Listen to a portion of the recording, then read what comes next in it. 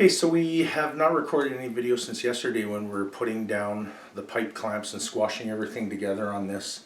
We got lots of pictures, and the pictures are going to be on the website, so we'll have some information there.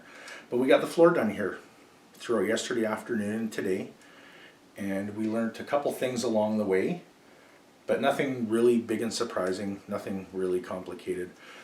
What we did was we built the floor on a couple 4x4s on the floor, and then we put these 2x6s along to hold everything together. So we put the clamps on, squeezed everything, and then screwed these down.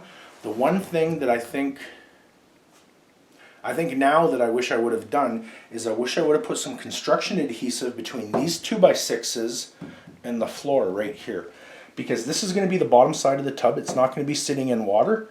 I think it would have been a really good idea to put some PL 9000 or something along the bottom of this. I mean, even like a good white glue, a lot of it, and really laminate them together.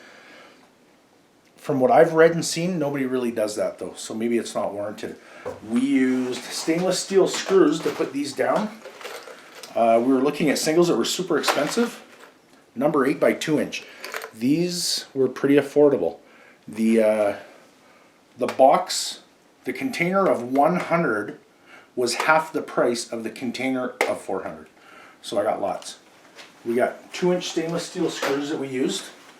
So these guys are, not much thicker than the 2x6. But what we did was, when I took my drill with the bit on it, I measured how far down I could go. We went about halfway down into our floor with this screw. These things are sunk down probably about like this as a rule, anchored in really, really good. I think everything should be fine with that. So stainless steel screws, they're not going to rot away. The other thing I want to show is how we actually did the circle. I did a rough cut on the floor before we lifted up on the sawhorses here. We flipped it over so the bottom side was down. So I'm just showing you this for an example. This is a big square that you use to cut drywall.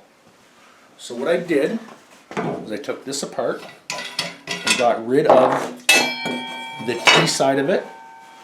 I put a screw dead center in the center of our circle that we wanted to cut.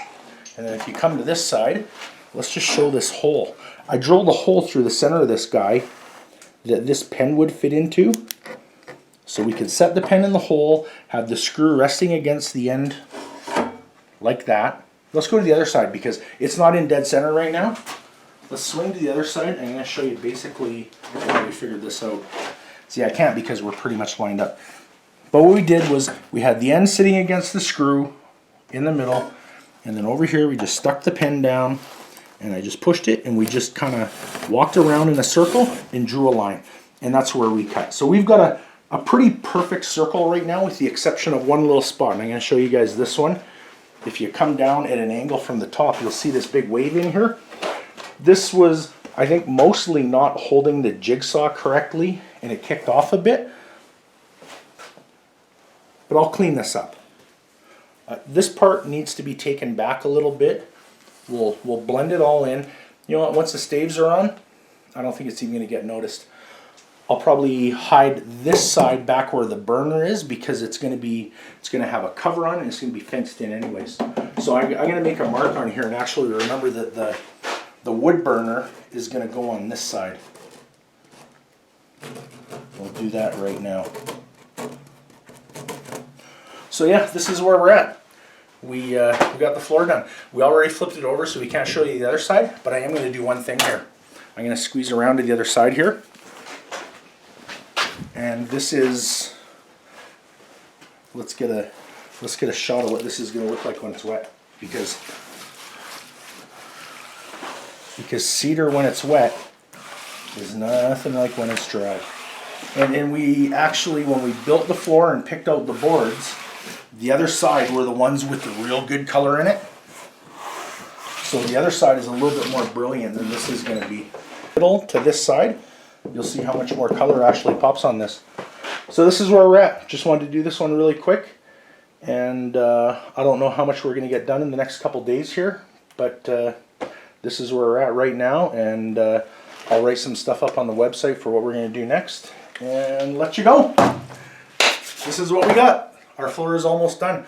All we got to do really is clean up this one spot I screwed up over here, and we got to put a bit of an edge on this so the side staves actually lock in properly.